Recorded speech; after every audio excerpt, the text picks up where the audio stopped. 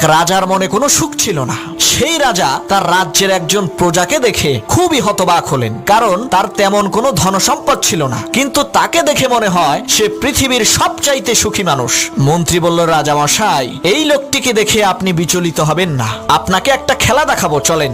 মন্ত্রী কি করলো, একটা ব্যাগ সেই লোকটির ঘরের দরজার সামনে রেখে আসলো। অবাক করা বিষয় হলো, তার পরের দিন থেকে সেই লোকটির মনে কোনো সুখ নেই। রাজা বলল, মন্ত্রী, তুমি সেই ব্যাগের মধ্যে কি দিয়েছিলে যার কারণে সেই লোকটির মনের সুখ শেষ হয়ে গেল?